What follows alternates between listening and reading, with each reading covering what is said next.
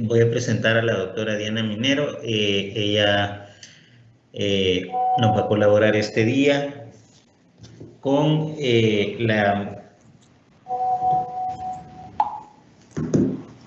la clase de medicación intraconducto. Como les dije, necesito que pongan atención y por favor enciendan sus camaritas. Lo hablamos desde la semana pasada.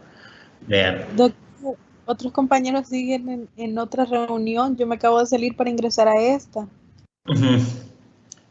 Vaya, ya voy a ver cómo me comunico con los demás para que puedan unirse. Vea, pero en aras del tiempo vamos a ir comenzando. Me voy a meter desde mi teléfono para que podamos ir avanzando.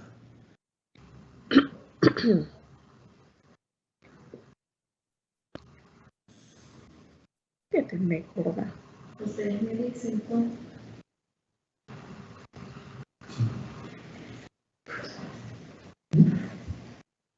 Bueno, si gusta, doctora, vamos comenzando, que ya veo que se están uniendo cada vez más.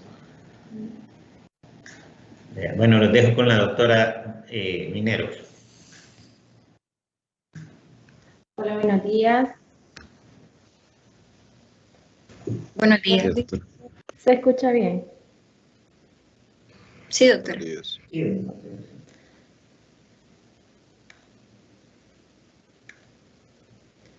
Me dicen si pueden ver la presentación.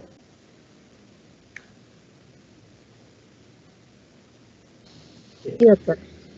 Sí, doctora. Sí. ¿Ya está en modo presentación? Sí, doctora. Bueno, tengan todos muy buenos días. Mi nombre es Diana Minero, soy estudiante de segundo año de la especialidad de endodoncia aquí de la Facultad de la Universidad Alberto Maferrer. Es un gusto para mí, ¿verdad?, este día hablarles acerca de la medicación entre citas. Voy a apagarlo un momentito. Ya desaparece. Bueno, este día vamos a hablar acerca de la medicación entre citas. No me pasa. ¿Por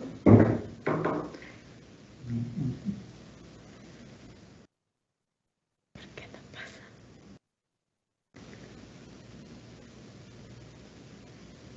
Ahí sí.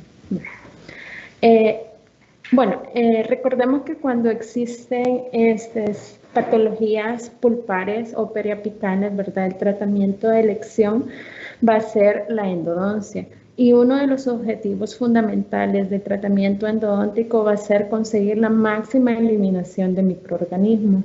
Recordemos que con el tratamiento endodóntico no vamos a poder esterilizar el conducto radicular en sí, sino que lo que vamos a hacer es disminuir la carga bacteriana que se encuentra dentro de este conducto para permitirle a nuestro cuerpo la eliminación de las bacterias y así el cuerpo pueda reparar. ¿Cómo vamos a lograr esto? A través de la unión de dos mecanismos, ¿verdad? En la instrumentación mecánica y la irrigación. La instrumentación mecánica se puede hacer con cualquier material, ya sea manual o rotatorio, ya sean limas manuales o limas rotatorias. Y el uso de irrigaciones sería a través de químicos como el mayormente utilizado, el hipoclorito de sodio. Pero para nosotros poder intensificar la descontaminación del conducto, ¿verdad?, vamos a hacer uso de otras medicaciones. De 1965 a 1992, estos autores, Kakehashi, Moyer y Zombix, mencionaron en sus diferentes estudios que los microorganismos son la causa principal de la periodontitis apical. Acompañado a esto, en 1981, estos autores dijeron, ¿verdad?, que la eliminación de los microorganismos que se encuentran dentro de los conductos radiculares daría como resultado la curación a la patosis apical, que es lo que les estuve diciendo al inicio. Si nosotros logramos minimizar la carga bacteriana que se encuentra dentro del conducto radicular, esas patologías van a curar o van a reparar. Hablando ya acerca del tratamiento de conductos infectados con o sin patosis periapical, se recomienda el uso de una medicación en el interior del conducto para aumentar la desinfección del mismo. Dentro de las medicaciones de conductos debemos de considerar ciertos aspectos, porque esto es como cualquier medicamento. Entonces tenemos que tener en cuenta la cantidad del medicamento, la localización y el tiempo de aplicación. La cantidad se debe de precisar, la cantidad y concentración del fármaco que se va a utilizar para que éste pueda ejercer sus efectos en los tejidos circundantes. La localización, debemos de conocer también el mecanismo de acción de los diferentes medicamentos para poder determinar la forma apropiada de colocación, cómo va a ser el modo de uso de este medicamento que vamos a utilizar. Y así el tiempo de aplicación, ya que recordemos que todo medicamento tiene su tiempo útil y después reduce o se elimina su efecto. Algunos medicamentos pierden sus propiedades en presencia de material orgánico como sangre, exudado y pus. Además, se debe de tomar en cuenta que algunas sustancias pueden ocasionar irritación o destrucción del tejido vivo periapical, y eso es muy importante que lo tomemos en cuenta, ¿verdad? Ya que cuando nosotros tenemos una pieza que va para el tratamiento de endodoncia y vamos a aplicar medicación entre citas, nosotros nos vamos a encontrar con todos estos aspectos. Va a haber presencia de sangramiento, presencia de exudado y puede haber incluso una salida del pus. Recordemos que si tenemos un absceso apical o una lesión periapical, una vía de salida de todo este exudado purulento va a ser por los conductos radiculares al momento de realizar la apertura. Entonces, si el medicamento pierde su efectividad ante la presencia de todo este material, no estamos haciendo nada. Entonces, por ende, debemos de tomar y asegurarnos de que al momento de colocar este medicamento no haya ningún tipo de este material. Dentro de los medicamentos que se han utilizado para la medicación entre cita temporalmente, ¿verdad? Tenemos estos medicamentos, que es el eugenol, el paramonoclorofenol canforado, el formocresol, sustancias asociadas a corticoides con antibióticos, la clorexidina y el hidróxido de calcio. Vamos a empezar a hablar sobre el hidróxido de calcio, que es el medicamento mayormente utilizado, ¿verdad? Y es el que está actualmente autorizado para el uso de la medicación entre citas. Quien introdujo el hidróxido de calcio fue este señor Hermann desde 1920, eso quiere decir que tiene más de un siglo de introducción en la endodoncia, y se comenzó utilizando como un agente de recubrimiento pulpar. La fórmula química del hidróxido de calcio es la presencia de calcio, hidrógeno y oxígeno. Dentro de las características tenemos que el hidróxido de calcio tiene baja solubilidad, liberación lenta de iones, un pH bastante alcalino que es de 12,5 a 12,8. El hidróxido de calcio además se vuelve insoluble en presencia del alcohol, y dentro de los vehículos con el que se puede mezclar el hidróxido de calcio, de preferencia son acuosos o hidrofílicos como el agua estéril, solución fisiológica, el propilenglicol, el polietilenglicol, entre otros. Ya vamos a hablar más adelante sobre estos vehículos. ¿Qué efecto hace el hidróxido de calcio sobre los microorganismos? Siqueira en el 2001 menciona en un artículo que la actividad antimicrobiana del hidróxido de calcio,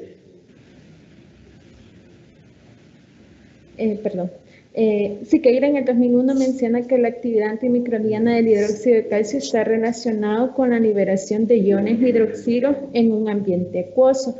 Estos iones son radicales libres que muestran una reactividad extrema en varias biomoléculas. Recordemos que lo que les mencioné anteriormente, que el pH sea alto, hace que estos iones hidroxilos modifiquen dentro del conducto radicular el pH en que se encuentran las bacterias. Entonces, esto nos va a permitir efectos sobre las células bacterianas. ¿Qué nos va a provocar? Va a causar daño a la membrana citoplasmática bacteriana, desnaturalización de proteínas, daño al ADN bacteriano, y es así como nos ayuda a combatir toda la carga bacteriana que se encuentra dentro de los conductos. Recordemos que al cambiar el ambiente ácido en el que se encuentran las bacterias a un ambiente más alcalino, ¿verdad? Ya la bacteria no se va a poder desarrollar o seguir multiplicando.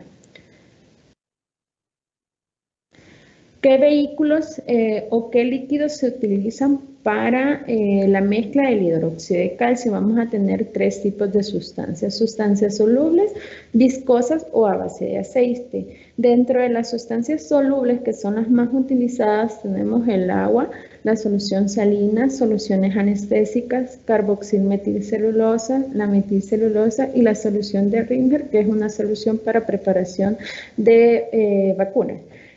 Las sustancias viscosas tenemos lo que es la glicerina, el polietilenglicol, propilenglicol, y a base de aceite se encuentra el aceite de oliva, aceite de silicona, alcanfor, ácidos grasos, eugenol y metrecresil acetato. Cuando se utiliza el agua estéril o solución salina, estos son lo que les mencioné anteriormente, son los vehículos más utilizados, ya que promueven una liberación rápida de iones, que es con lo que se pretende combatir a los microorganismos. Y aunque la solución, y menciona además que si se hace uso de anestésicos locales, el anestésico local tiene un pH un poco ácido, que es de 4 o 5, y en uso con el hidróxido de calcio no se va a ver tan afectado su pH, porque el pH del hidróxido de calcio es bastante alcalino. Entonces, para la mezcla del hidróxido de calcio, estas son las soluciones como mayormente indicadas. Dentro de las sustancias viscosas, que es lo que les mencionaba, la glicerina, el polietilenglicol, menciona que estas sustancias van a ser altamente solubles en agua, liberan, lo que provocan es que ya hacen que la liberación de los iones hidroxilos se liberen más lentamente. Entonces, para que logre el efecto que deseamos, vamos a tener que dejarlo por mucho más tiempo dentro del conducto radicular.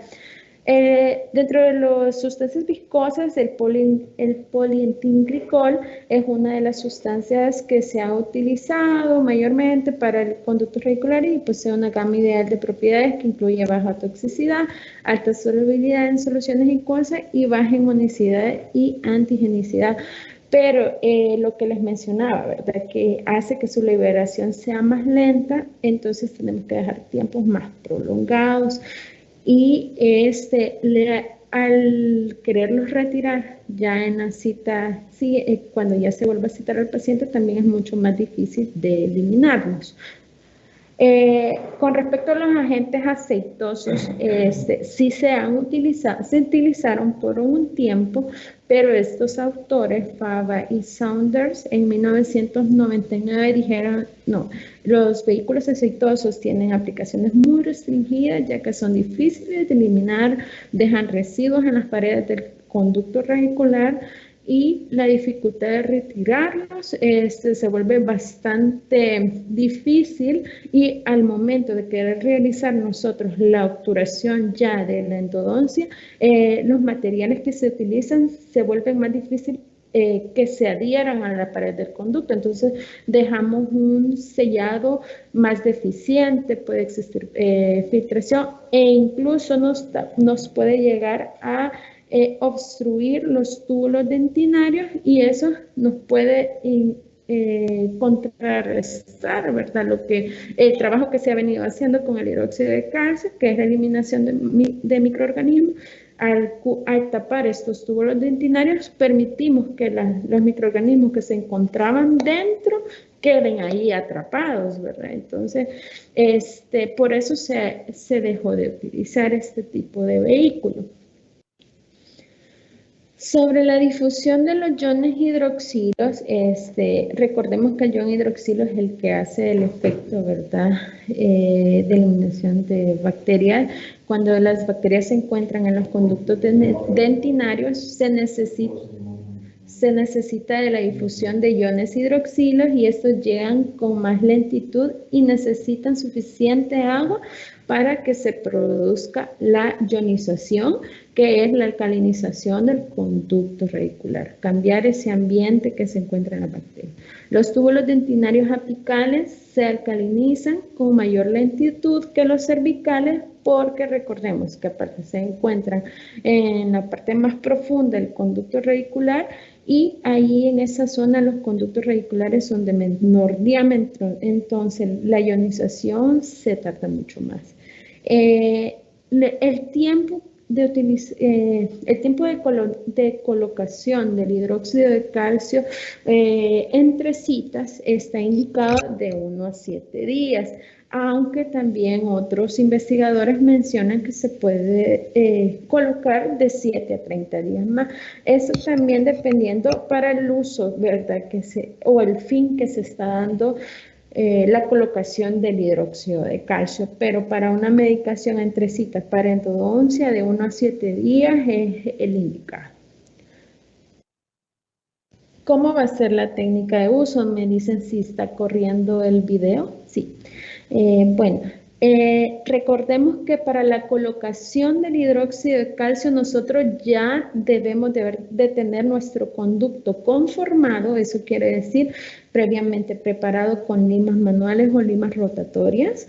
Ese conducto se tiene que secar con puntas de papel estériles, ¿verdad? Y previamente a su secado debe de haber sido el conducto más permeable. ¿Cómo nos referimos y cómo podemos hacer que este conducto sea más permeable? Podemos utilizar EDTA al 17% por 2 minutos, se deja dentro del conducto, posteriormente se vuelve a lavar con, puede ser solución salina, ¿verdad?, para poder eliminar todo el EDTA y permitir que cuando coloquemos el hidróxido de calcio, penetre dentro de los túbulos dentinarios. El conducto debe estar seco, como les mencioné, usar puntas de papel estériles, y el llenado del conducto radicular con una pasta homogénea, ¿verdad?, de acuerdo con el instrumento que vamos a utilizar para su colocación.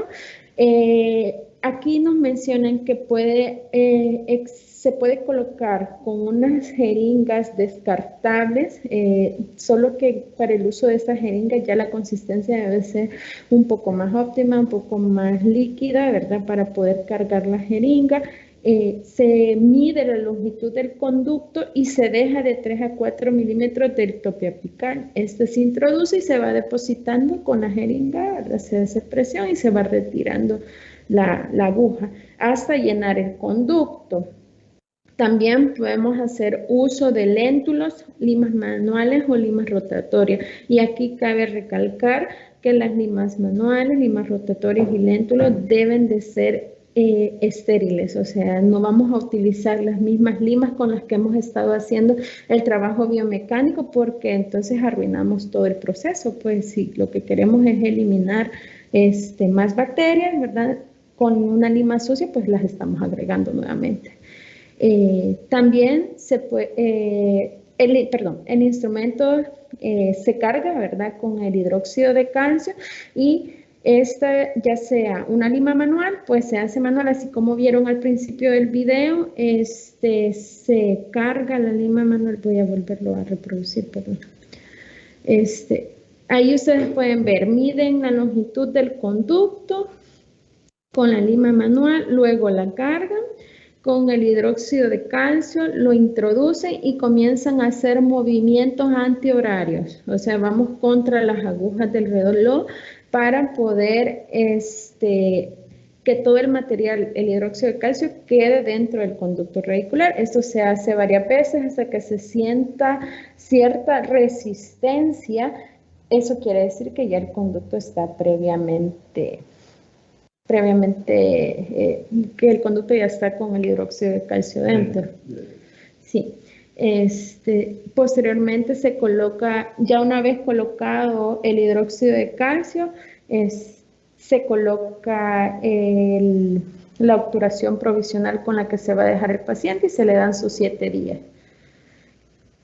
Bueno, eso es hablando acerca del hidróxido de calcio. Hoy vamos a hablar acerca de otras medicaciones que se han utilizado, pero que ya en la actualidad se han dejado de usar por sus efectos irritantes en los tejidos.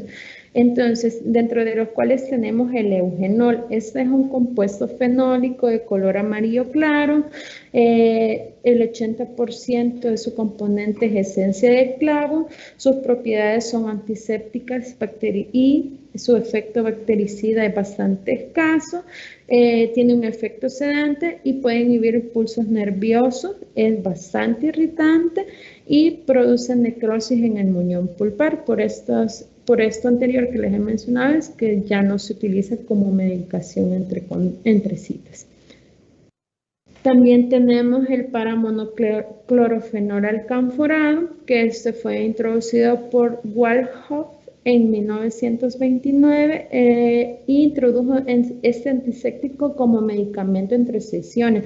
Se utilizó por más de 70 años y su función antiséptica se debe al compuesto fenólico y la presencia de ion de cloro, el cual también se libera con lentitud. El alcanfor, que sirve como vehículo y disminuye este alcanfor disminuye la acción irritante del fenol. Recordemos que el fenol es bastante irritante. El paraclorofenol alcanforado se considera con bajo poder de agresión a los tejidos vivos, pero como desventaja este paramonoclorofenol se neutraliza, o sea, su acción se neutraliza ante la presencia de material orgánico.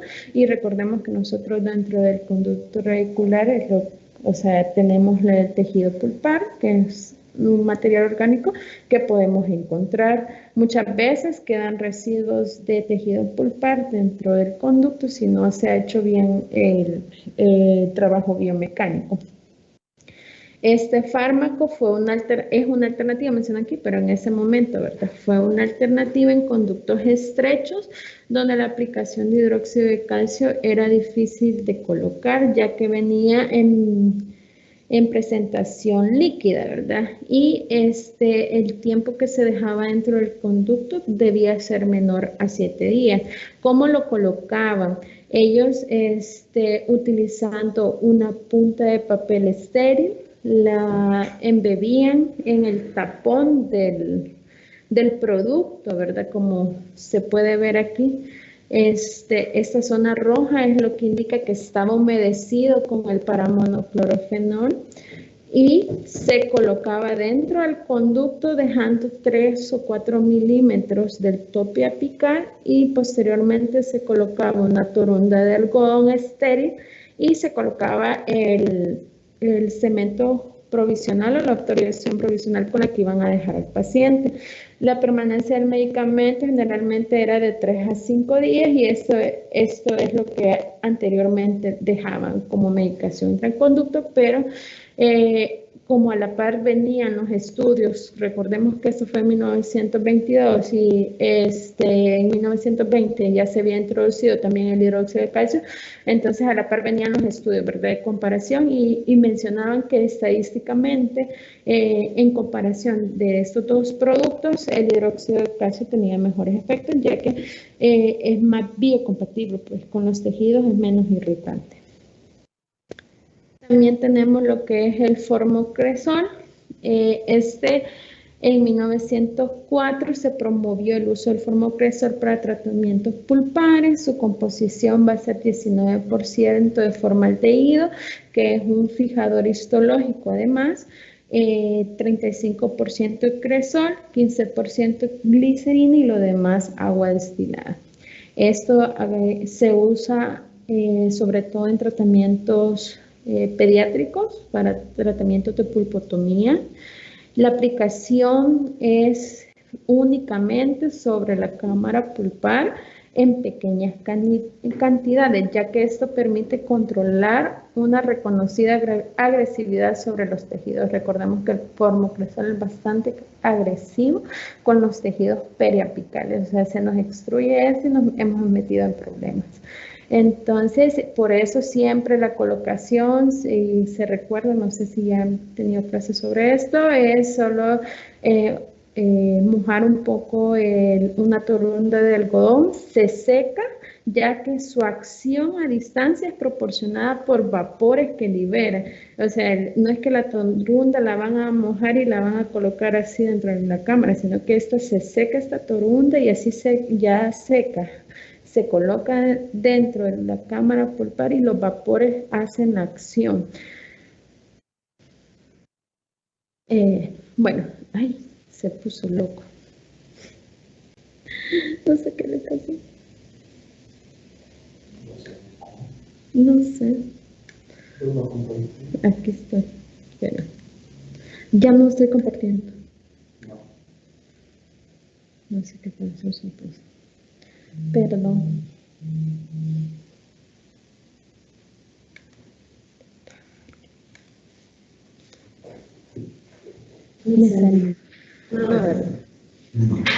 Jóvenes, no sé si tienen alguna pregunta hasta ahorita.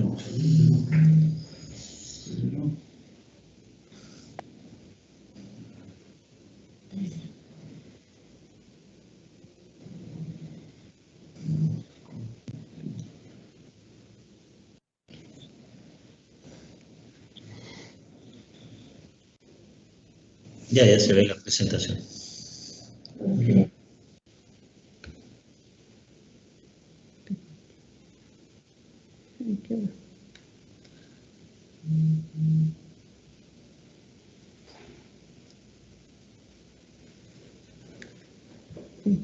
¿Ya lo ven en pantalla completa? No. No, doctora. Ya. Hoy sí. Hoy sí.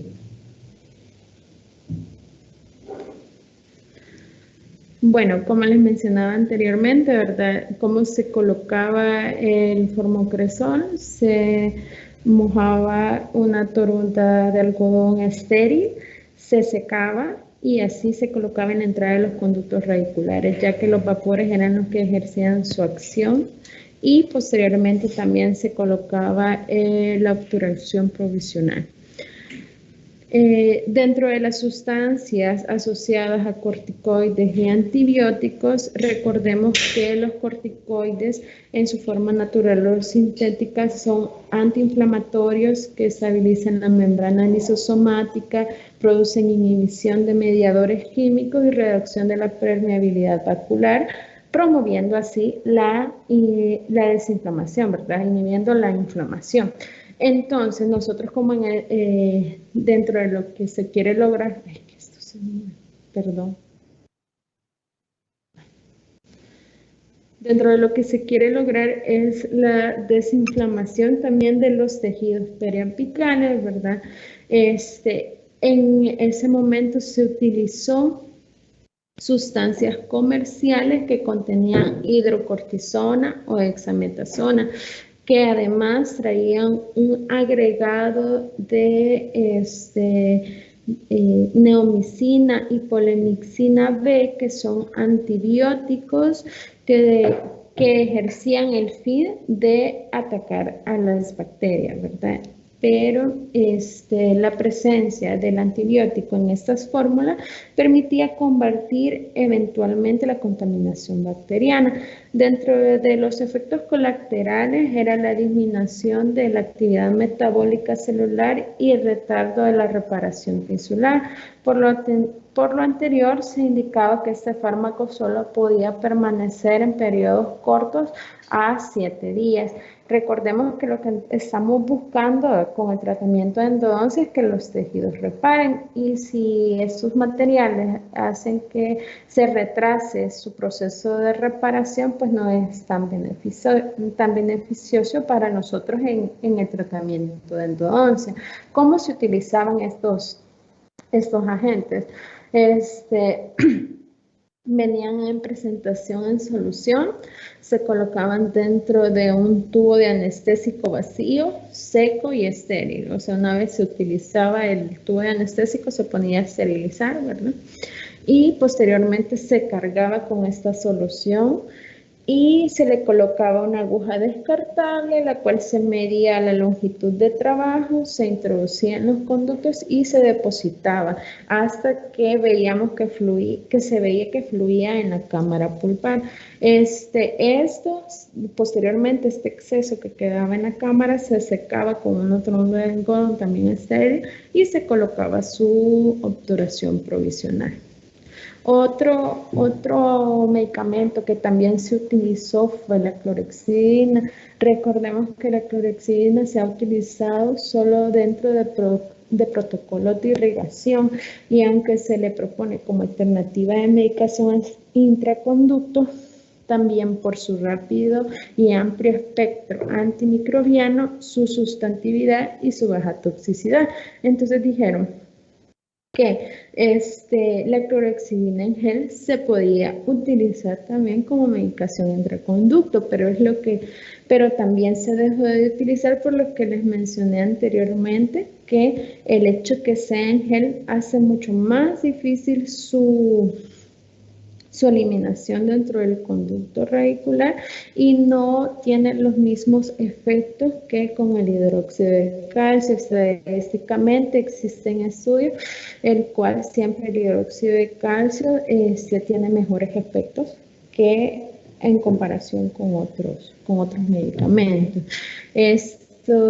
Dentro de las características de la clorexidina tenemos que es bacteriostática, su sustantividad es prolongada. Eso quiere decir que se puede utilizar hasta periodos de 21 días, aumenta la permeabilidad celular, pérdida de componentes intracelulares, precipitación del citoplasma bacteriano y posteriormente la muerte celular.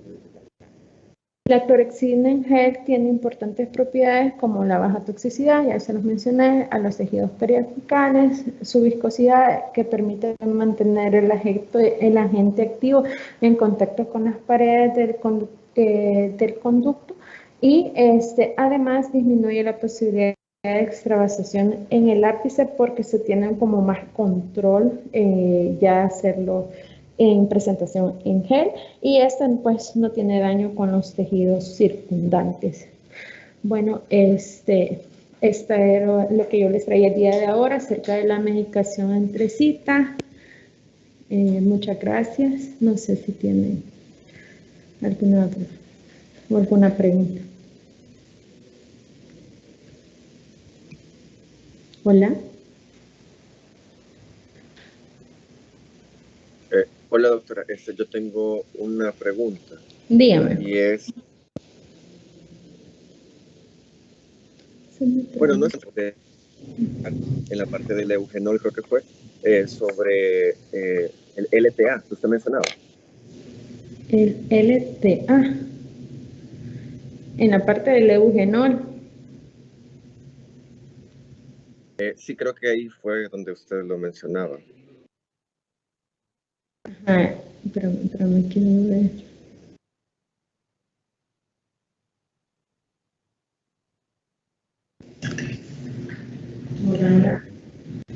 Creo que quiere saber acerca de EDTA. Ah, del EDTA. Eso perdón, se escucha como... Voy a apagar. La parte del EDTA lo mencioné en la parte de la colocación del hidróxido de calcio. Esa es para aumentar, mencionaba ahí que para la colocación del hidróxido de calcio, el conducto radicular debe de estar permeable. ¿A qué me refería con permeable? Quiere decir que los túbulos dentinarios deben de estar abiertos, libres de residuos de dentina. ¿Cómo vamos a lograr la eliminación de estos residuos de dentina? A través de la colocación de un material quelante, que es el ECTA, que es el etilaminometracrilato, perdón, que es bastante largo, y en endodoncia se utiliza al 17%. También podemos hacer uso del ácido cítrico, que es otro material quelante que nos permite eliminar todas, el smear layer, ¿verdad? Yo creo que ya lo han escuchado, todo ese polvo dentinario que queda atrapado dentro de los conductos, y eso hace que se permealicen los conductos, los túbulos dentinarios. Entonces, posterior a la colocación del EDTA o el ácido cítrico, que es otro quelante, se seca. Bueno, se tiene que retirar. Les dije yo que se podía retirar con solución salina, y pues si no hay solución salina, en todo caso, pues hipoclorito de sodio. Y posterior a esa irrigación, sería la última irrigación, se seca con puntas de papel y luego se coloca el hidróxido de calcio. No sé si respondí tu pregunta. Sí, doctora, era como más aclaración, gracias. Bueno, gracias. No sé si...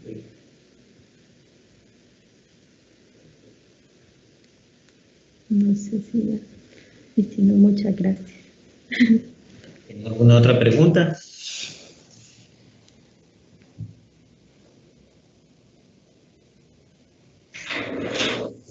Doctor Regalado, ¿tal vez algún comentario? Doctor Pinel.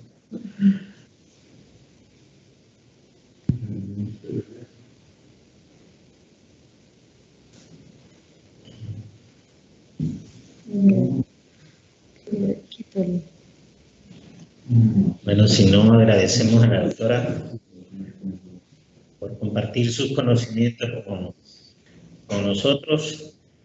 Esperemos poderla tener nuevamente en alguna ocasión, o tal vez podamos tener la suerte de asistir a alguna conferencia que bueno, muchas gracias.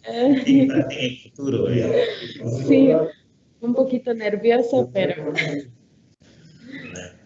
Bueno, y también agradecemos a la especialidad de endodoncia por también permitirnos compartir estos momentos de enlace entre la disciplina de endodoncia del área de pregrado y la especialización. Muchas gracias. Bueno, muchas gracias. Jóvenes, sí, no, los doctores se van a retirar, pero tal vez nos quedamos en la reunión, porque les voy a dar una clasecita corta yo también que estaba pendiente. Así que me esperan unos 5 minutitos en los que los doctores pueden tener un pequeño break ahí. Nos vemos en unos 5 minutitos y vamos a seguir con la clase.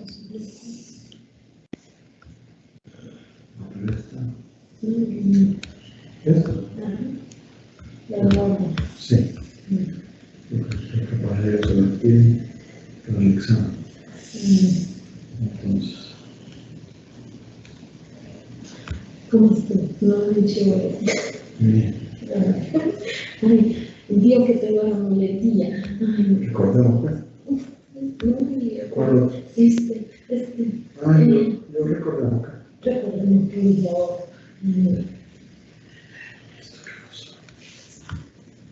Es una carpeta, una carpeta. No, es que esos son los accesos rápidos, porque estoy abriendo. Porque en esa parte... Doctora, ¿quién ha activado su micrófono?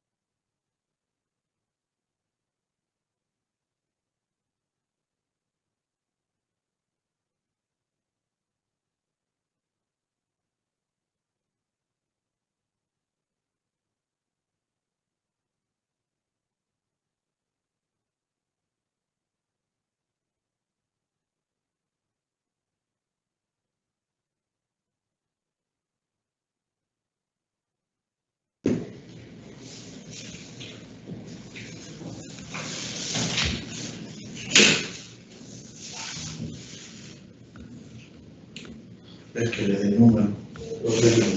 Entonces le bajó. Sí. Buenos días, jóvenes. Me confirman si pueden ver la presentación, por favor. Sí, doctora. Sí.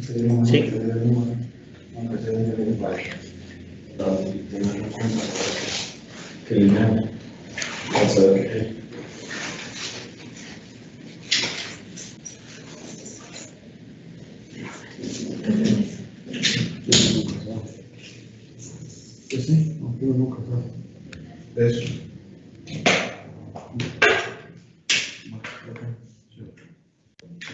Vale, jóvenes. La clase que vamos a ver ahorita es la de trabajo biomecánico. En realidad esta clase iba antes que la que nos impartió la doctora, pero por cuestiones de tiempo, para respetar también el tiempo de ellos, la hicimos cambiar. Así que quizás ahorita van a entender un poquito más también de lo que vamos a hablar o de lo que estuvo hablando la doctora, ya, por si le quedó alguna duda.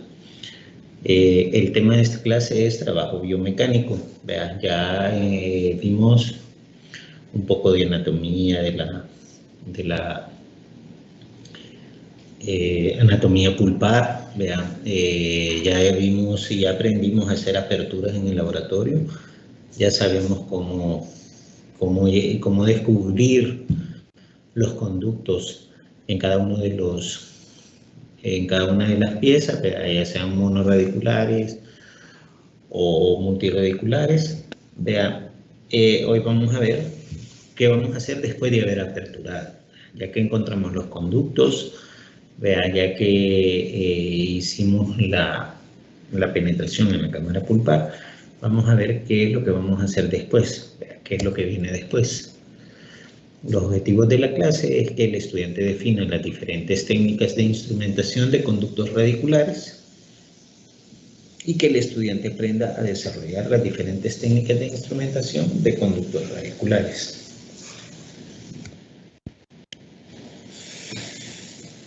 Un poco de historia. Ya por 1950 se hicieron los primeros cambios en la adopción universal del acero inoxidable como material para la fabricación de las limas que son con las que vamos a trabajar dentro de los conductos. También por esos años tuvimos la edición de tamaños más pequeños. Las limas número 6 y número 8. Antes conocíamos desde la número 10 para arriba. Otro paso muy importante fue la codificación de color, que hasta ahorita se mantiene en los instrumentos que se ocupan dentro de los conductos radiculares. En 1959 se hizo una línea de estandarización. En primer lugar, se dispuso una fórmula para establecer el diámetro y la convergencia en los instrumentos de cada tamaño y el material de la obturación. O sea, desde entonces empezaron a establecerse de qué tamaño iban a ser las limas y de qué tamaño iban a ser los materiales con los que íbamos a obturar los conductos después de haberlos trabajado. Y se llegó a una estandarización de estos tamaños. Se ideó otra fórmula para el incremento gradual en el tamaño de un instrumento al siguiente.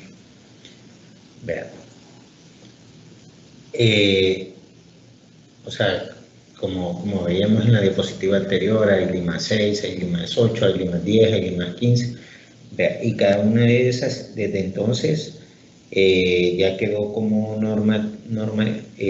normalizado, digamos, o en una norma de cómo iban a ir creciendo cada una en su grosor, en su diámetro. Se estableció un nuevo sistema de numeración también basado en el diámetro métrico del instrumento. O sea, cada numerito que tiene cada instrumento con los que vamos a trabajar dentro del conducto, no es un número al azar que se le da, no es porque para que haya un orden, sino que cada uno está relacionado con el grosor del instrumento con el que vamos a trabajar. De ahí el diámetro de los instrumentos en centésimos de milímetros. También se estableció el diámetro de los instrumentos en centésimos de milímetros al principio de la punta de las hojas, que es conocido como D0, que sería esta parte de acá, o la punta del instrumento, y que se va extendiendo hacia arriba de las hojas hasta la parte más coronal del borde de corte, que se conoce como D16, que sería esta parte donde termina la parte activa, digamos, de cada uno de los instrumentos. Vean, o sea, todo esto tiene un diámetro específico y va aumentando, no, ¿cómo decirlo? No antojadizamente, sino que todo tiene una medida específica, ¿verdad?, de cómo va a ir subiendo. Vean. O sea, las limas no son simples alfileres, ni alambritos, ni agujitas, ¿verdad? O sea, las limas son instrumentos fabricados con ingeniería ideal para el uso que se les da. La clasificación, tenemos limas tipo K, que son hechas de acero inoxidable y de níquel titanio, y las limas tipo Estro. Estas son limas manuales, que son de acero inoxidable también y son cortadas en forma de un tornillo de madera. Estas tienen una fabricación diferente, estas tienen una fabricación similar a la de un tornillo. Que ya todos conocemos los tornillos como son, entonces estas limas tienen esa configuración en su estructura. De ahí tenemos las fresas Gates-Glidden, que funcionan bien para el ensanchamiento del tercio coronal del conducto radicular. Un compañero de ustedes que ya me estaba hablando de fresas Gates-Glidden en el primer laboratorio. Vea, la fresa Gates-Glidden sirve para ensanchar a veces las entradas del conducto. Vea, cuando vemos que los conductos son demasiado estrechos y creemos que va a haber, o preveemos que va a haber un poquito de dificultad en la introducción de los demás instrumentos, podemos ir ampliando. Vea esa entrada del orificio por medio de fresa Gates-Glidden. Nos vemos. Alguien puede firmar ahí en la hoja. Ahí dígale ahí dónde. Perdón.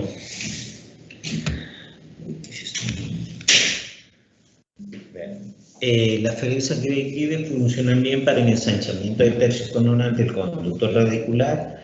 Se fabrican en juegos numerados del 1 al 6 y los diámetros van de 0.5 milímetros a 1.5 milímetros. O sea, igual, cada una de estas, vea, vienen del 1 al 6, como les decía, y cada una tiene un diámetro específico. Y ese diámetro, y vamos a saber más o menos qué diámetro tienen de acuerdo a la numeración. Aquí vienen en su vástago, vienen unas rayitas que son las que nos indican cuál de la fresa Gates-Glidden es la que estamos ocupando. La 1 solo trae una rayita, la 2 2 rayitas, la 3 3 rayitas y así sucesivamente hasta la 6. El número de anillos grabados en el mango identifica el tamaño específico de la fresa. Vea, o sea, cada una es más grande. Componentes de las limas. Primero vamos a hablar de su conicidad. Vea, como les decía, eso está establecido. Vea, no antojadizamente, no caprichosamente, sino que cada lima tiene un diámetro específico. Y la conicidad es la cantidad de diámetro que aumenta cada milímetro. Y estas pueden ir aumentando de 0.02 milímetros, que son las limas manuales, que son las que vamos a ocupar nosotros en los laboratorios y aquí en las clínicas de la universidad. Y de 0.04, 0.06 en las rotatorias. Vea que tienden a ensanchar un poco más los conductos. Vea. Pero las que nosotros vamos a ocupar son las número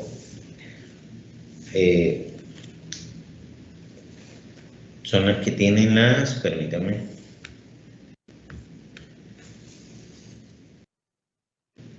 Son las que tienen son las manuales, vea, su diámetro va cada milímetro de la lima va aumentando 0.02 milímetros. De ahí las estrías, que son los surcos en las superficies de trabajo. Creo que aquí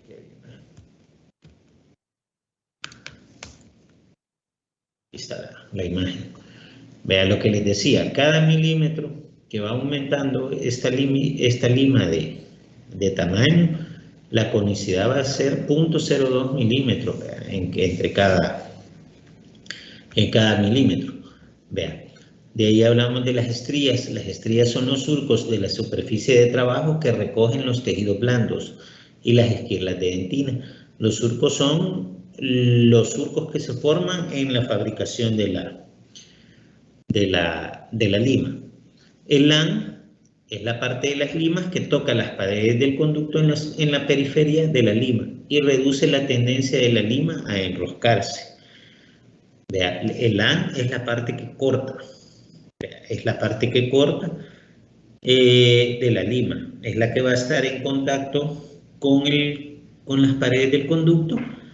Vea, y que es la que va a ir produciendo los detritos o restos de dentina que van a irse a colocar en las estrías. Y cuando nosotros giramos y sacamos las limas, todos esos detritos vienen en los surcos de las limas. Vean, que es donde dice aquí, que es donde recoge los tejidos blandos. Vean.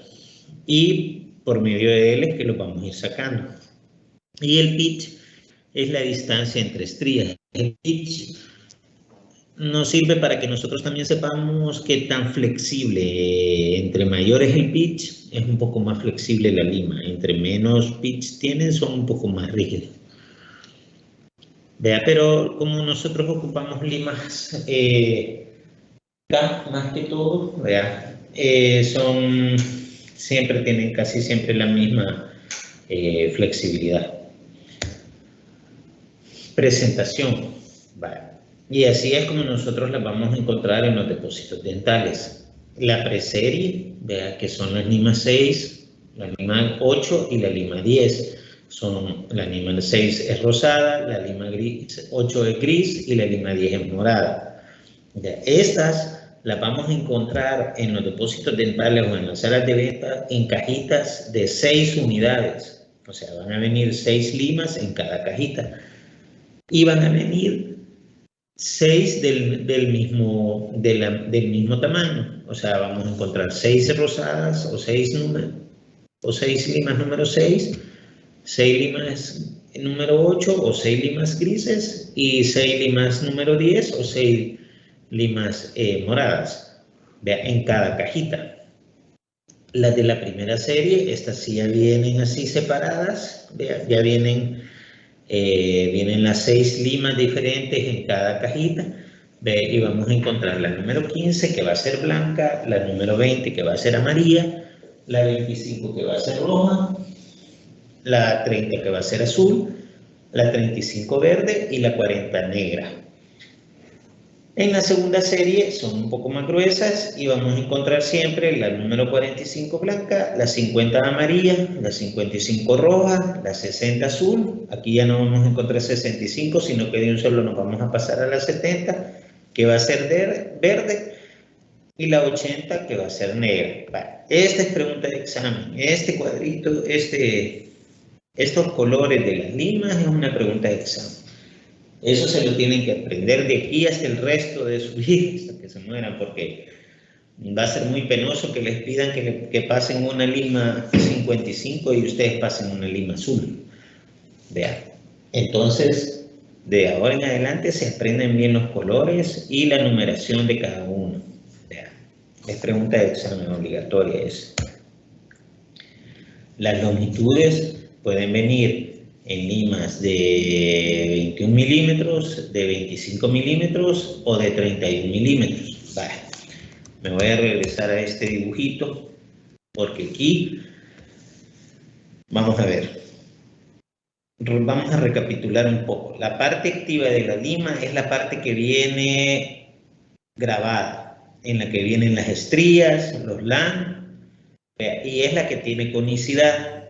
Esta parte activa, ya sea en las limas manuales o en las limas rotatorias, por lo general, y esta es una medida estandarizada, esa medida va a ser de 16 milímetros, la parte activa.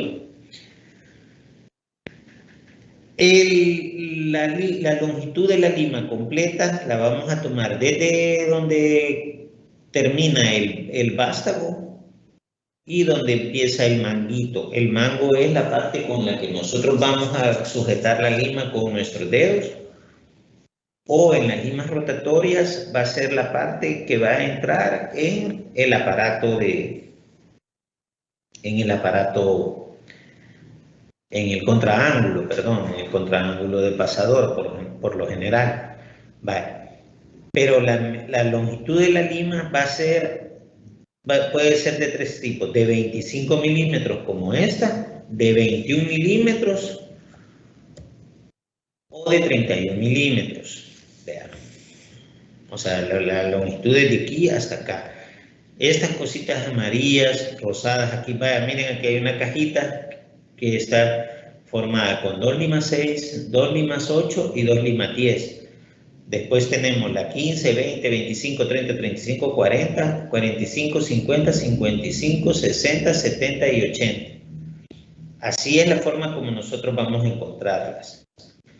Es raro encontrarlas así. Por lo general, como les decía, vienen 6 limas del mismo color, 6 rosadas o 6 grises o 6 moradas.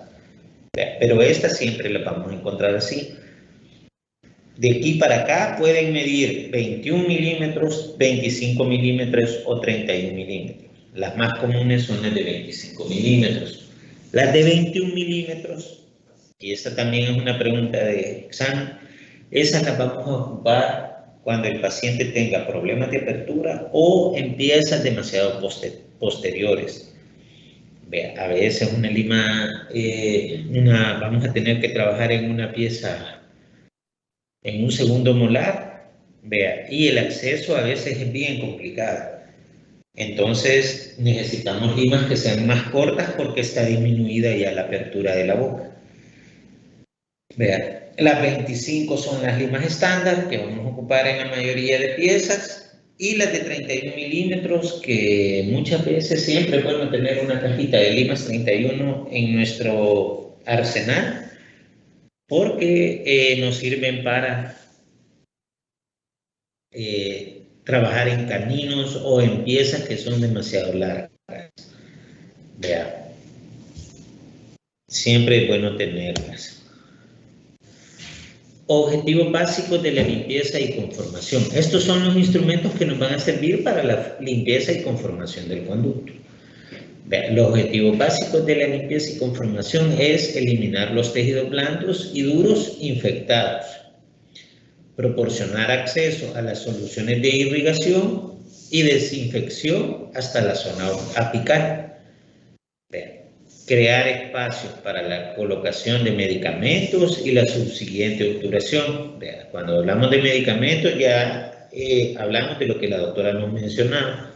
La medicación dentro de los conductos. Cuando las piezas ya están en un proceso de necrosis, entonces vamos a ¿cómo se llama? Vamos a necesitar medicar nuestros conductos. La otra es conservar la integridad de las estructuras radiculares. O sea, nosotros debemos de conservar bien la raíz de cada diente. Vamos a trabajar solamente el conducto, no lo vamos a deformar, vamos a tratar de respetar su forma original, solamente vamos a limpiarlo y a ensancharlo un poco para que podamos ya sea medicar u obturar. Obturar o sellar el conducto. Las técnicas de instrumentación. Está la técnica estandarizada, la técnica step back, técnica step down y técnica coronoapical. De estas, solamente nos interesa la técnica step back y la técnica coronoapical. Las otras se las voy a explicar, pero más que todo porque es cultura general y ustedes la tienen que conocer. Tal vez en algún momento ustedes se acuerden que existen y digan, en este caso quizás voy a ocupar esta, por cualquier cosa. Pero en la clínica y las técnicas que vamos a aprender acá en los laboratorios es la técnica step back y la técnica coronoapical. La técnica step back. Esta incorpora una reducción gradual de la longitud de trabajo para limas más grandes, normalmente de 1 a 0.5 milímetros. Por lo general acá en la universidad lo hacemos a 1 milímetro, dando lugar a formas ensanchadas con conicidad de 5 a 10% respectivamente. ¿Qué quiere decir esto? Que nosotros vamos a ir haciendo el conducto cada vez más ancho, cada milímetro para arriba, desde el ápice lo vamos a ir haciendo más ancho, un 10%. Vean. Esta reducción en los instrumentos más rígidos redujo la incidencia de errores de preparación. Si nosotros realizamos bien nuestra técnica de step back, vamos a tener disminuidos nuestros problemas de riesgo, ya sea de fracaso por una transportación de conducto, que sería modificar la forma del conducto, por limas fracturadas, por crear escalones. Es la más usada en las clínicas de la universidad.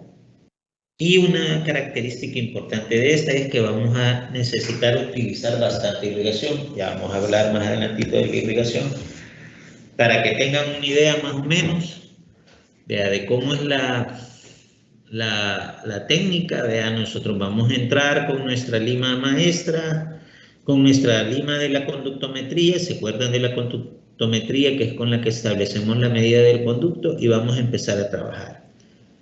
Vean, vamos a trabajar unas cuantas limas, pónganle unas 4 o 5 limas a esa misma medida, y luego vamos a empezar a disminuir. Si digamos aquí medía 20 milímetros, como dice aquí, vea, vamos a trabajar con, después de haber establecido nuestra conductometría, vamos a trabajar con la lima de la conductometría más unas 4 o 5 limas más. Eso va a depender también del grosor del conducto y de la curvatura del conducto, ¿verdad? Y vamos a trabajar a esos 20 milímetros, digamos. Pónganle, si empezamos con la lima 15, 15, 20, 25, 30, digamos. La lima 30 va a ser nuestra lima maestra. Con esas 4 limas vamos a trabajar a 20 milímetros. Ya con la lima 35, ya le vamos a ir disminuyendo un milímetro. Esa reducción va a ir creando en el conducto un poco de conicidad del 10%, como vimos antes. Vea que va a ir siendo 10% más grueso que el milímetro anterior. Vea. Entonces la 35 ya la vamos a trabajar a 19 milímetros. Luego nos vamos a pasar a la 40 y esta ya no le vamos a poner 19 milímetros, sino que le vamos a poner 18 milímetros. Y va a ser 10% más gruesa. En ese milímetro extra va a ser 10% más grueso el conducto. Vean. Y vamos a irle dando ya esa forma de cono al conducto. Y así una lima más, podemos llegar hasta la 45 y ya vamos a ir creando esa forma de cono. Vea, ya con eso ya tenemos un poco de conicidad en el conducto y ya vamos a poder pasar a sellarlo. Vea, es importante la irrigación abundante entre cada lima. O sea, nosotros vamos a empezar a hacer el movimiento, ya les voy a explicar más adelante cómo. Vea, aquí está otra vez la técnica de step back, vea, que se puede usar en conductos curvos y rectos, permite lograr un stop apical, que sería hasta donde va a llegar nuestra preparación, vea, y proporciona cierto grado de conicidad, que es lo importante, vea. Vaya, con esta, la lima 15, como la tenemos aquí, vea, va a tener una medida de trabajo, vea. La lima 20 también va a tener la misma medida de trabajo, vea. Estas gotitas aquí indican que entre lima y lima va a haber abundante irrigación, vea. Luego nos vamos a pasar a la lima 25, siempre la misma longitud de trabajo. La lima 30, siempre la misma longitud de trabajo. Y eso lo vamos a conocer como primera fase. Vea, en la primera fase nosotros vamos a formar ese stop apical. Vea, o batiente apical, le dicen también otros endodoncistas. Vea, luego nos vamos a pasar a la 35 y si ustedes ven acá, el espacio ya es más entre la longitud radiográfica del diente y la longitud de trabajo ya es más grande que acá, porque ya subió 1 milímetro. Vamos a trabajar con nuestra lima 35, de nuevo abundante irrigación, y vamos a recapitular con nuestra lima maestra. La última lima con la que nosotros trabajamos nuestra primera fase. Espérenme que me voy a quitar la mascarilla, que aquí estoy yo solo. Siento que me la voy a tragar. La última lima con la que nosotros vamos a trabajar a la longitud de trabajo se llama lima maestra. Vea, vamos a recapitular con la lima maestra, de nuevo abundante irrigación, luego la lima 40, con 1 milímetro menos del que trabajó la lima 35, vea, de nuevo abundante irrigación, recapitulamos con la lima 30, que fue la lima maestra, abundante irrigación, la lima 45 a 1 milímetro arriba de donde trabajó la lima 40 o 1 milímetro menos. Nuevamente abundante irrigación y recapitulamos con la lima maestra. ¿Por qué vamos a recapitular tantas veces con la lima maestra? Para evitar taponear nuestros conductos. Muchas veces, si estamos instrumentando mal, los detritos se van depositando en el fondo del conducto, ¿vea? Y nos tapan los conductos y después no podemos sellar nuestros conductos hasta la medida de trabajo porque hay bastantes detritos ahí acumulados. Entonces, para ir evitando eso es que vamos a irrigar abundantemente y vamos a ir recapitulando con nuestra lima de trabajo. ¿Tienen alguna pregunta hasta aquí?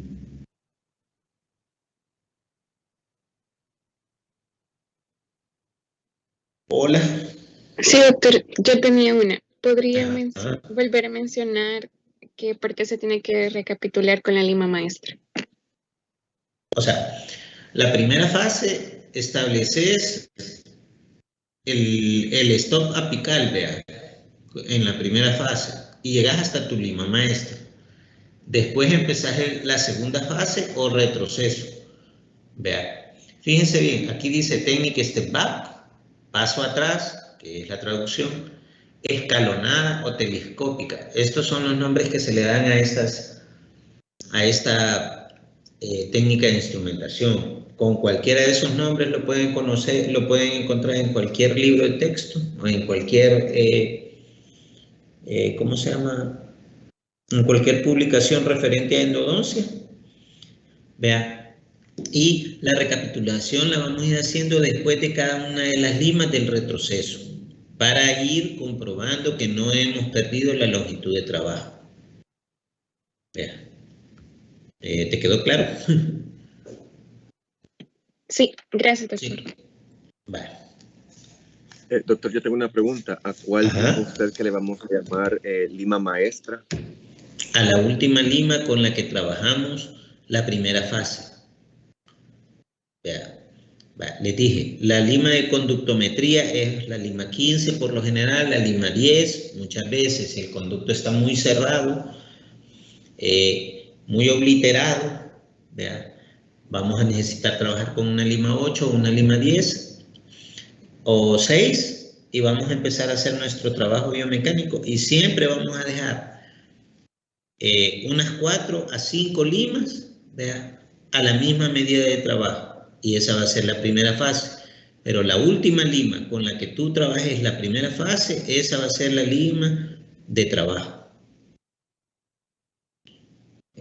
Es la última lima con la que instrumentas la primera fase. Y es con la que vas a ir recapitulando después del retroceso o segunda fase. ¿Alguna otra duda? Una cosa. Tengo una duda y es ¿cuándo voy a saber yo que he terminado mi primera fase? Bueno, lo que pasa es que eso tú lo calculas como te digo, vas a ocupar unas 4 o 5 limas. Aparte, muchos conductos vos los vas a sentir como más apretados. Vos entras con las limas y sentís que quedan más apretados. Y es por el hecho de que están cerrados o están obliterados. Entonces, ya ustedes con el paso del tiempo se van a ir dando cuenta que si ustedes meten muy forzada una lima, la lima se puede fracturar. Entonces, eso es lo que ustedes tienen que ir calculando, el no fracturar las limas dentro de los conductos. Y para eso es que ustedes tienen que saber más o menos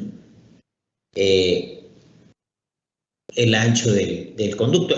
Mira, no hay una norma, no hay una regla así bien establecida que te va a decir si es un premolar, vos lo vas a dejar hasta una lima tal, vea, si es un molar hasta tal lima, si es un incisivo hasta tal lima, no hay una regla. Ustedes lo van a ir calculando, pero tampoco van a ser cómodos de hacer la primera fase con 2 limas nada más. Ya les estoy diciendo, tienen que ocupar unas 4 o 5 limas para realizar la primera fase. Vean, Por ejemplo, los incisivos centrales tienen unos conductos bien gruesos. Entonces, vos no vas a dejar con una lima 30 ese conducto, no vas a dejar como lima maestra una lima 30 en un conducto bien grueso. Los conductos de los incisivos te permiten trabajar hasta una lima 40, 45. Vea, porque también, si vos metes una lima 40 y vos la sentís que queda bien floja dentro del conducto y vos la dejas como lima maestra, cuando vos vayas a obturar con un cono 40 como cono principal, vea, o sea, ya nos estamos metiendo en otro tema, pero es para que más o menos tengan la idea. Si ustedes meten un cono 40 y quieren obturar con ese cono 40 porque su lima maestra fue 40, vea, y la lima 40 quedaba floja dentro del conducto, el cono se les va a salir. Entonces ustedes tienen que ir calculando el grosor del conducto con las limas, vea, y vas a obturar de acuerdo a la lima con la que trabajaste. ¿Te quedó claro? Sí, doctor, gracias. Vale. Seguimos. De ahí tenemos la técnica de stop-down. Esta se conforma primero la porción coronal del conducto radicular antes de empezar la instrumentación apical. Vea, si se acuerdan con la otra, establecíamos primero la longitud de trabajo y empezábamos a hacerlo hacia arriba, hacia la parte más coronal del conducto. En esta técnica vamos a trabajar al contrario. Esta técnica pretende minimizar o eliminar los residuos necróticos que podrían extruirse por el foramen apical durante la instrumentación. Estas técnicas las vamos a ocupar más que todo en piezas que ya están necróticas. ¿Y qué es lo que vamos a hacer? Vamos a limpiar primero los tercios coronales, o sea, primero vamos a limpiar esta parte del conducto. Con la técnica step down. No se confundan con la imagen, es para explicarles nada más.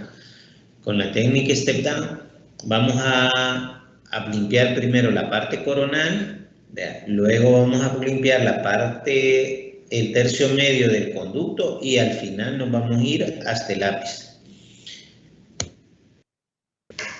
Al ensanchar los 2 tercios coronales, los instrumentos apicales no encuentran obstáculos. O sea, acuérdense que las piezas ya están necróticas, esta técnica solamente la vamos a ocupar en piezas necróticas. Vean. Y así no vamos a ir empujando esos restos necróticos, no los vamos a ir empujando hacia el ápice de la raíz. Vean. No los vamos a llevar hacia abajo, sino que los vamos a empezar a limpiar antes. Por lo tanto, hay menor compresión en el foramen apical. O sea, no vamos a estar creando mayor presión en la punta de la raíz, digamos. La toma de la longitud de trabajo se delimita al comenzar la instrumentación. Esto también es importante. En esta técnica vamos a meter una lima bien delgada, como una lima 10 o una lima 8, hasta el ápice. Como es delgada, se supone que no va a empujar tantos detritos. Vean. Pero lo vamos a hacer esto para evitar hacer el sobrepase de tejido necrótico afuera del foramen apical. Vean. Se utilizan en piezas con necrosis pulpar, lo que les decía, y otra cosa importante, se deberá utilizar abundante irrigación. Y ahora vamos a ver la técnica coronoapical o crown down, que es la que vamos a ocupar acá en la clínica. Esta es una combinación de la técnica step down original. Vean. De la técnica que acabamos de mencionar. Los nombres se parecen un poquito, así que pongan atención y lean después, repasen bien la clase. Esto también está en el capítulo 9, del libro de Cohen. Vea, ahí lo pueden encontrar. esta técnica se basa más en el ensanchamiento coronal y la determinación de la longitud de trabajo es más adelante. Esa es la gran diferencia que tiene esta técnica crown down con la step down. La determinación de la longitud de trabajo es hasta el final. O sea, no hasta el final, ¿verdad? Sino que después que hemos preparado el tercio coronal y medio del conducto. Dice, para la preparación de la porción coronal se comienza la instrumentación con limas K de un calibre número 20 y luego instrumentar hasta una lima 50 o 55. O sea, vamos a empezar a instrumentar ese tercio coronal con una lima 20. La idea es ir limpiando de a poco el conducto en la porción coronal. Vale, vamos a irnos de nuevo a la imagen esta. ¿Cuál es el tercio coronal de un conducto radicular? El tercio coronal comienza desde la UCA o desde la unión cemento-esmalte o desde la parte donde termina la corona del diente. Desde aquí vamos a dividir esto entre 3. Eso lo hacemos con la radiografía, ¿verdad? Nosotros tomamos la radiografía, medimos solo el conducto o lo hacemos así, como dicen, a ojo de buen cubero. Nosotros calculamos cuánto mide el conducto y vamos a calcular los 3 tercios de cada conducto radicular. Vea, lo dividimos entre 3 y ya lo tenemos. Pónganle si el conducto mide 18 milímetros o 18 milímetros entre 3, más o menos son 6 milímetros, vea, pero tienen que tomar en cuenta que a esos 6 milímetros le van a medir lo que mide la corona también, porque la medida va desde la corona o desde el borde incisal u oclusal de la corona hasta el ápice. Vea, entonces vamos a dividir el conducto en 3, pónganle que medía 5 milímetros cada tercio, porque el conducto mide 15, le vamos a aumentar la medida de la corona. Dice, con abundante irrigación y evitar el contacto con las paredes para evitar la posibilidad de bloqueo. O sea, vamos a estar irrigando bastante, ¿verdad? No a la fuerza, pero sí vamos a ir irrigando. Ya vamos a ver el proceso de irrigación. La otra técnica estandarizada. Esta adopta la misma longitud de trabajo para todos los instrumentos introducidos en un conducto radicular. O sea, las limas se meten a la misma medida. Se supone que esto le va dando la forma del conducto la forma del instrumento al conducto.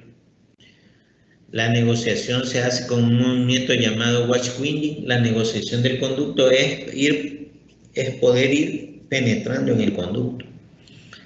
Las limas avanzan a la longitud de trabajo con un giro de 1/4 de vuelta, ¿verdad? O sea, no vamos a darle la vuelta entera al conducto, a la lima, perdón, sino que 1/4 de vuelta. Por la forma final del conducto se busca un cono de gutapercha compatible con la última lima. Vea, es difícil la compactación de gutapercha en una conicidad tan pequeña. Como les dije, solo va haciéndose más cónica 0.02. También para hablar de conicidad podemos mencionar la palabra taper y van a encontrar a veces que cuando les quieran vender gutapercha, fíjense que no diga taper 0.04 o 0.06, porque son gutaperchas que van a ocupar para rotatorios. Nosotros tenemos que ocupar la convencional. El taper o conicidad es de 0.02.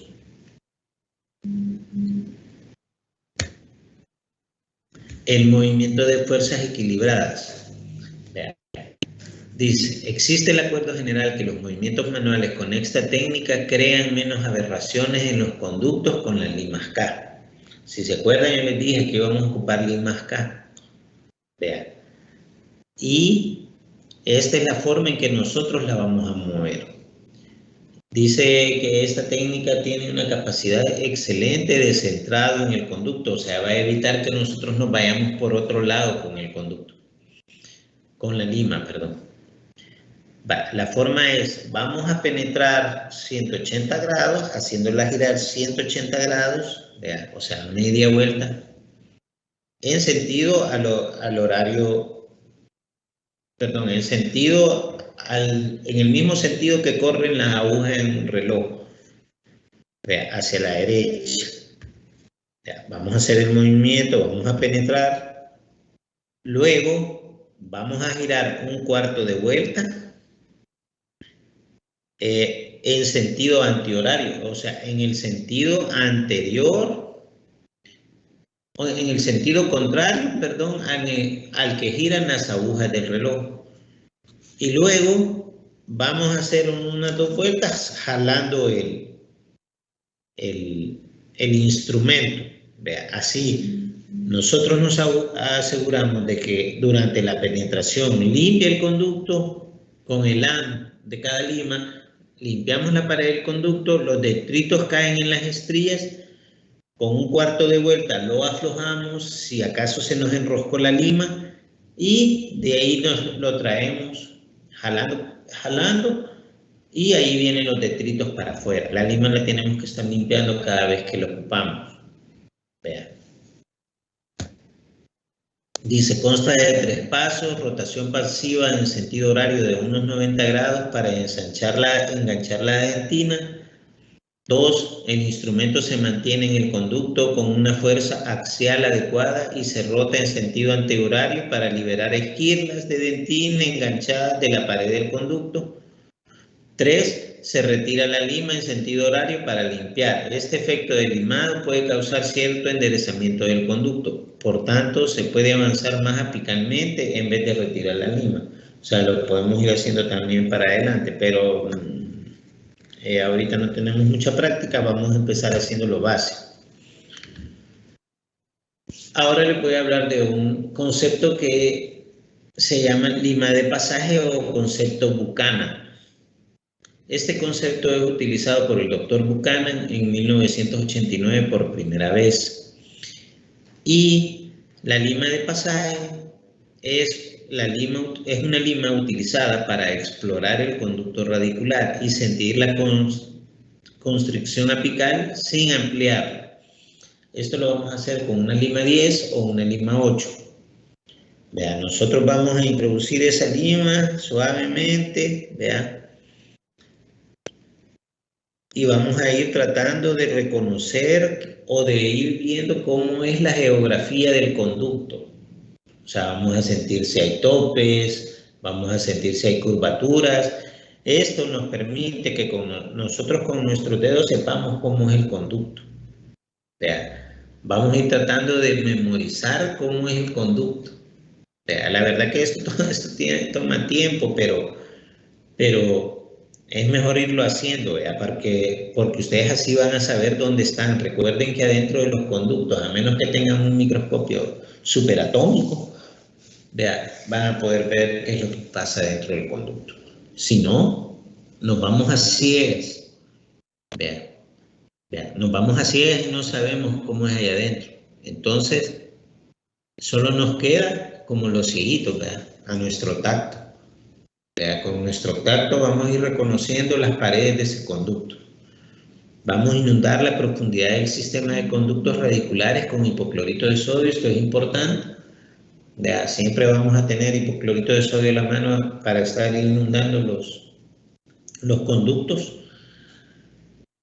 Dice, falsas vías, desviaciones por bloqueo se evitan cuando se confirma la permeabilidad durante el tratamiento. La permeabilidad es el hecho de poder atravesar todo el conducto. Entonces, si nosotros aprendemos a reconocer nuestro conducto, vamos a saber cuándo la estamos regando, cuándo nos estamos yendo por otro lado, cuándo estamos transportando el conducto, cuándo estamos creando un escalón. La posibilidad de formación de escalones resulta minimizada, lo que les decía. El hipoclorito de sodio se reactiva y desempeña mejor sus propiedades por la reducción de la lima de pasaje, que lo lleva hasta la permeabilidad apical. O sea, logramos hacer que el hipoclorito de sodio baje un poquito más.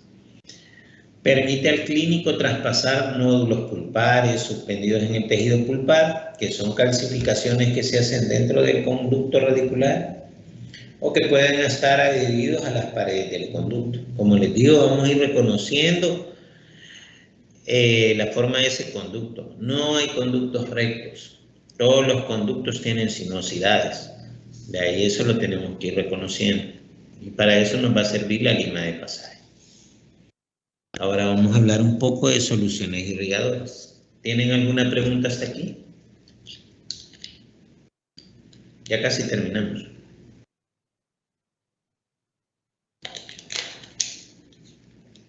¿Nada? Pero sí me están oyendo, ¿verdad?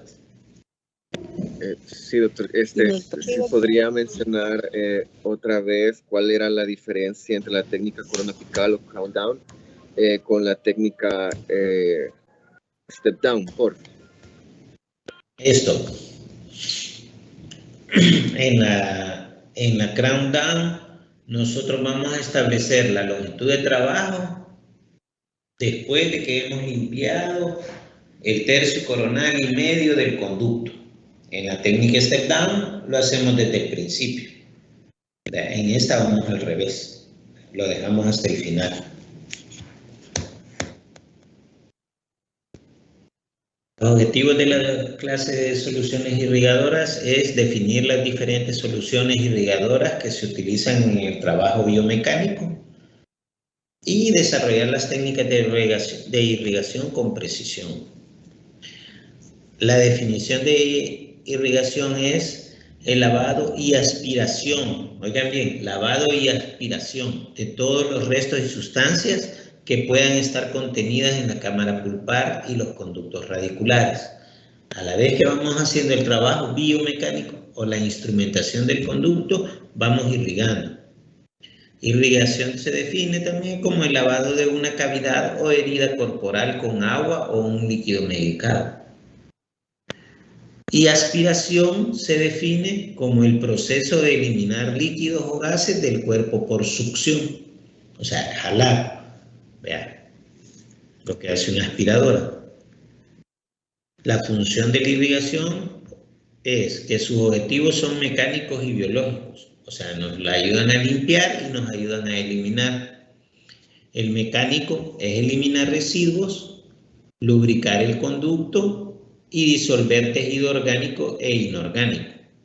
Vean, o sea, nos va a eliminar los residuos, nos deja una superficie húmeda, es más lisa que una superficie seca, entonces nos permite que el instrumento pase mejor porque está lubricado por donde va y disuelve el tejido orgánico e inorgánico.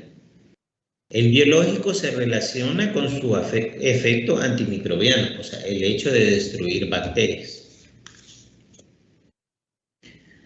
Las características de un irrigante ideal: debe de ser bactericida y o bacteriostático, o sea, debe eliminar bacterias de alguna manera. No debe lesionar los tejidos periapicales, lo que la doctora les decía que pasaba con el formocresol. El formocresol es tan tóxico que destruye los tejidos en el periápice. Entonces, esto no lo tiene que hacer el irrigante. O sea que no podríamos ocupar formocresol para irrigar nuestros conductos. Es un solvente de tejidos o de residuos orgánicos e inorgánicos. O sea, debe disolver los tejidos orgánicos que están dentro del conducto. Hay baja tensión necesita tener baja tensión superficial. ¿Qué quiere decir esto? La tensión superficial es lo que permite que una superficie pueda penetrar o se pueda penetrar en ella. Vean, por ejemplo, tenemos una gota de agua y nosotros la dejamos caer sobre el suelo. Y nosotros vemos que el suelo empieza a absorber esa agua bien rápidamente. Y es porque el agua tiene una baja tensión superficial. En cambio, si nosotros dejamos caer una gota de aceite, vemos que la gota permanece ahí más tiempo y se empieza a absorber por el suelo, pero más lentamente. Eso quiere decir que el aceite tiene una tensión superficial mayor o más alta. Entonces, nosotros necesitamos un agente que tenga baja tensión superficial, o sea, que pueda meterse por donde sea con mayor facilidad.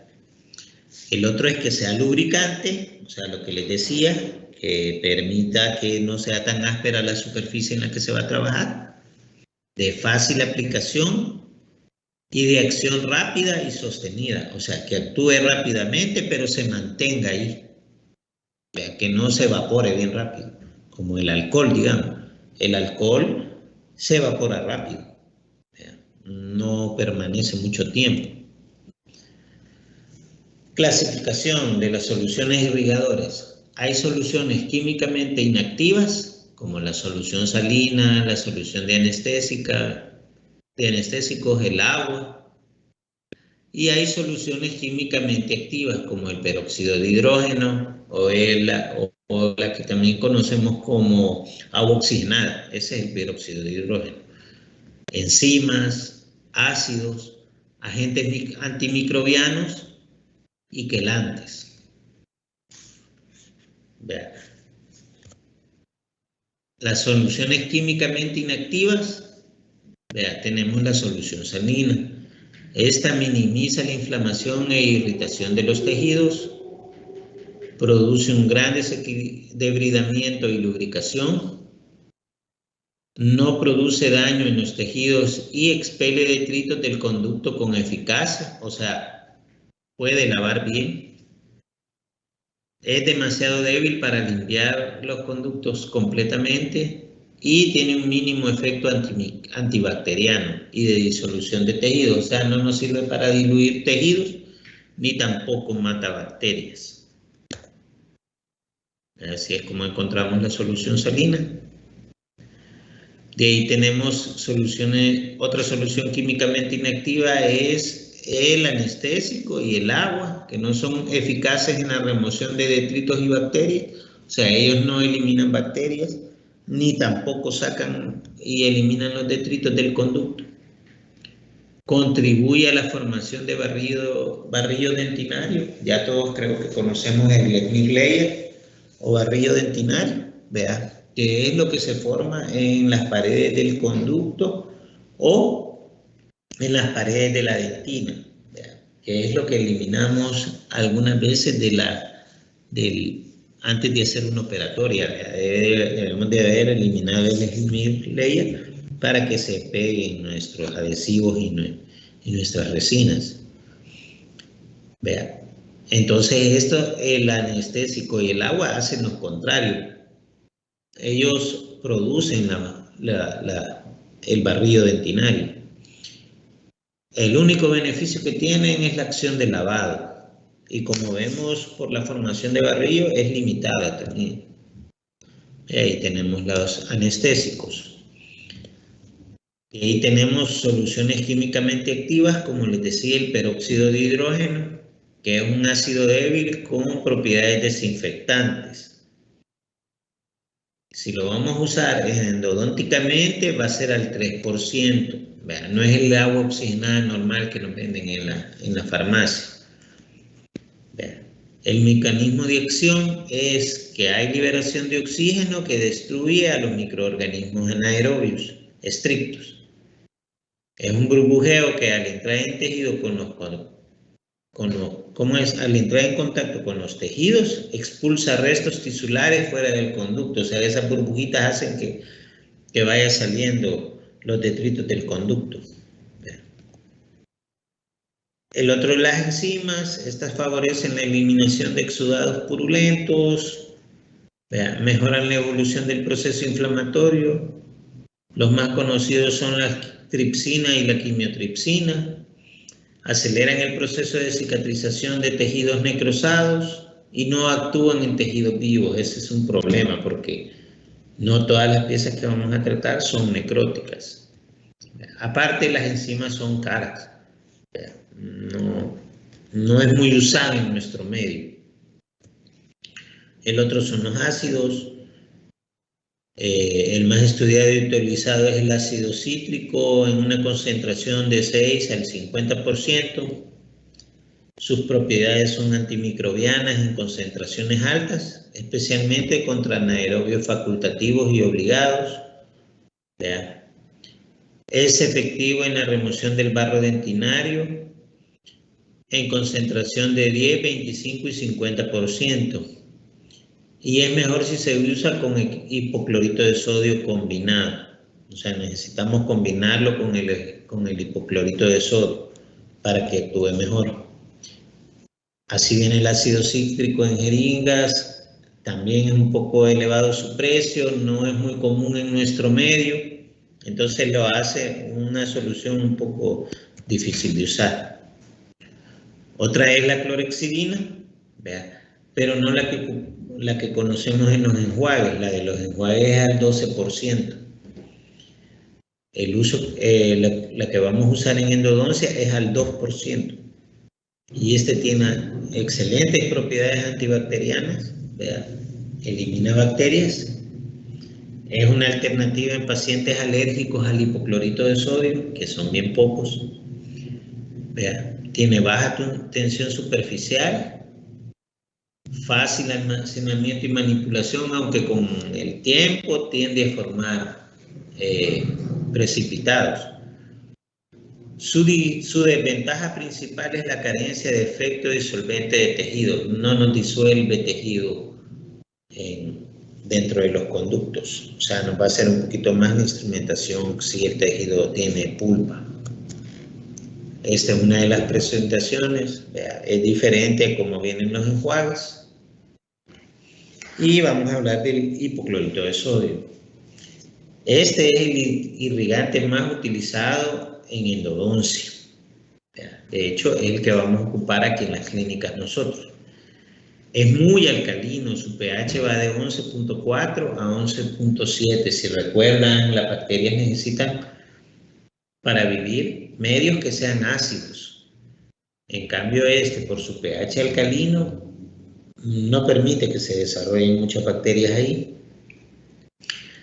Es utilizado en concentraciones del 1 al 6%. Como les dije, aquí lo vamos a mezclar, ¿verdad? Aquí lo vamos a usar creo que se usa al 250, ¿verdad? Por ciento por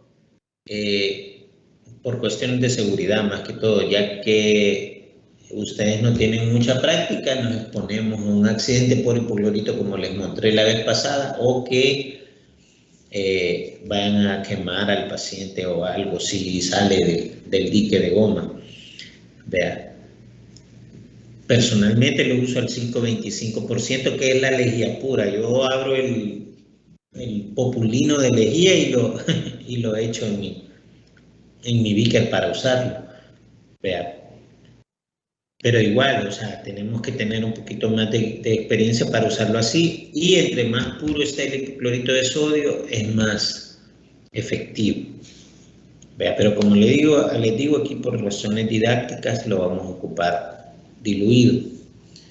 Entre sus ventajas tenemos la eliminación de tejido vital y no vital, o sea, él se encarga de destruir tejido. Vea, el amplio efecto antimicrobiano, puede destruir bacterias, hongos, esporas, virus. Es un excelente lubricante. Vea, tiene baja tensión superficial, o sea, a pesar de que se siente como ligocito.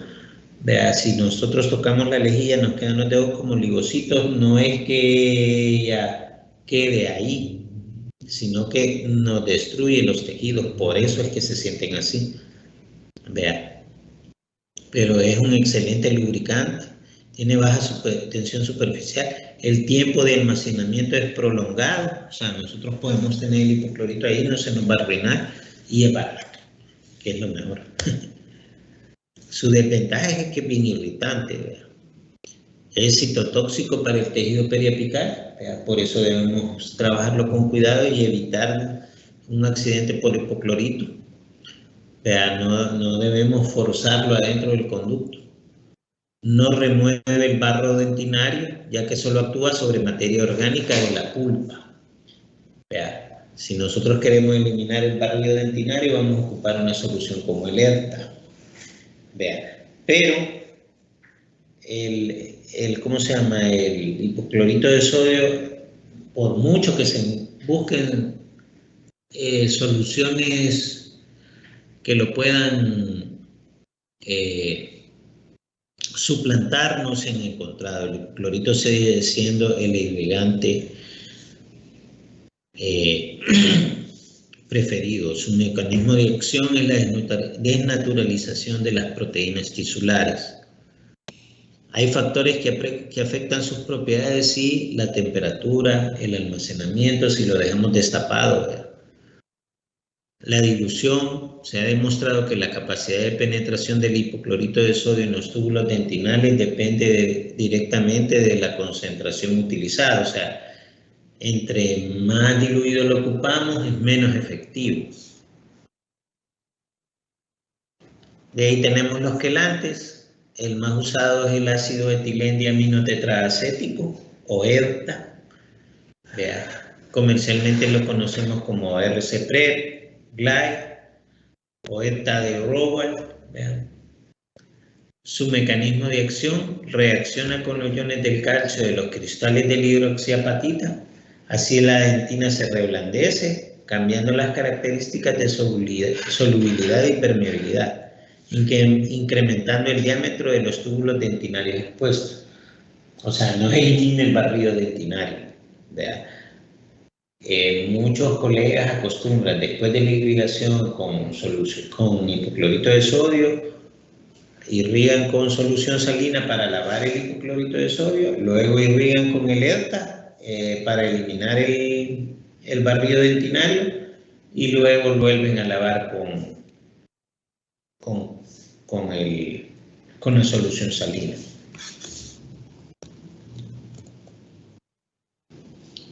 Técnica de irrigación. Para evitar un accidente por hipoclorito, nosotros debemos de tener muy en cuenta esta técnica de irrigación. Y aquí sí quiero que me pongan atención y van a ver un par de cosas que se las voy a recalcar para evitar accidentes y para evitar errores, ya sea en los laboratorios como en la clínica. La frecuencia de irrigación debe aumentar a medida que la preparación se acerca a la constricción apical. Entre más cerca estemos de la constricción apical, más cerca estemos de aquí, debemos de irrigar más frecuentemente. El volumen apropiado es de 1 a 3 mililitros.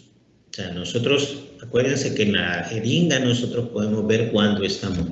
Porque esto lo hacemos así. El hipoclorito lo succionamos en una jeringa, ponemos una aguja indicada para irrigación y empezamos a irrigar dentro del conducto con mucho cuidado. Vea, si se fijan, solo vamos a irrigar 1 milímetro, lo mucho 3 mililitros, perdón.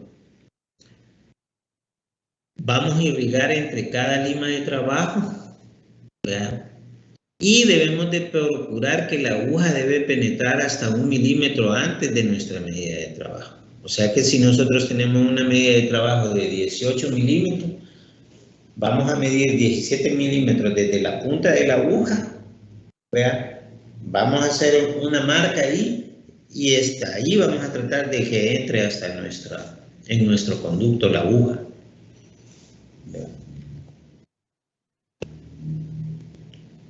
Para eso vamos a ocupar puntas de irrigación o agujas de irrigación. Las cánulas irrigadoras Navy Tip son lo suficientemente rígidas para no doblarse y lo suficientemente blandas para los conductos curvos. Cuentan con una punta redondeada para una inserción suave y un cuello angulado para mejor visibilidad. Hay disponibles en 2 diámetros, de 0.30 milímetros para líquidos y geles y de 0.33 para materiales más viscosos. O sea, nosotros vamos a ocupar las de 0.30 milímetros. Estas son magníficas para irrigación. Lo único que sí no le puedo mentir son caras, son muy caritas. Vean.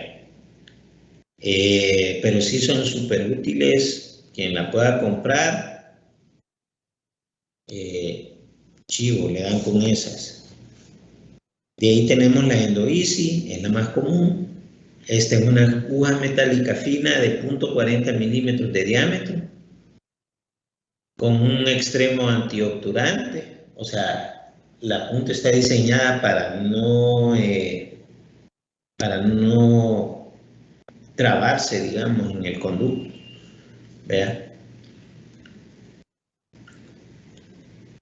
La punta cuenta con una apertura lateral, lástima que no se ve bien aquí en el dibujito, quiero ver si tengo el otro. No.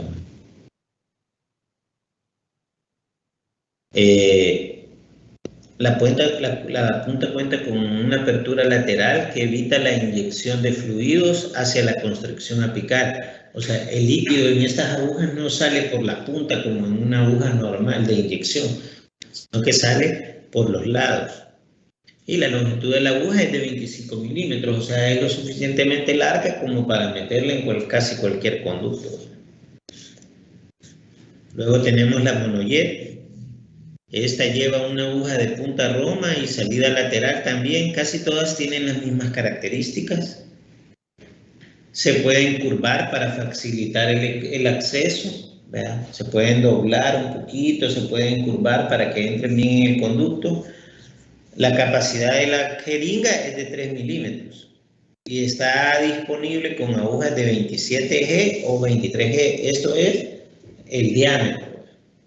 Las de 27G son 0.27 milímetros y las de 23 son 0.23, o sea, son bien delgaditas y pueden entrar perfecto en los conductos. Bueno, si se fijan, las jeringas vienen de 3 mililitros. Yo no quiero que me vengan aquí con una jeringa de 20 mililitros o de 10 mililitros. Vean, lo mucho que les permito, porque cuesta encontrar las de 3 mililitros, son de 5 mililitros. Vean. Porque entre más grande es la jeringa, mayor fuerza produce el émbolo en el momento de la aplicación de la irrigación. Y ahí terminamos. No sé si tienen alguna pregunta, hoy si nos pasamos, ahí van a disculpar.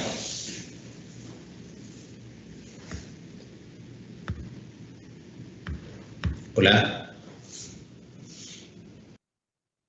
Ya se me durmieron todos, va. No, aquí estamos, doctor. Vale. Entonces estas eran 2 clases que tenía para este día. Espero les haya gustado la exposición de la doctora también. Vean. Y bueno, sí quiero felicitar al menos los de los 2 grupos de ayer. En comparación con las primeras aperturas que me hicieron la semana antes de vacaciones, sí se notó bastante la mejora en las que me entregaron ayer, así que sí se nota que están poniendo un poquito más de esfuerzo. Así que felicitarlos por eso. Espero que con los 2 grupos de la otra semana sea igual. Así que eso más que todo. No sé si tienen alguna pregunta.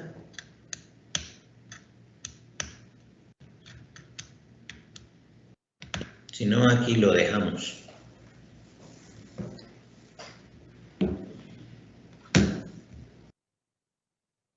¿Preguntas?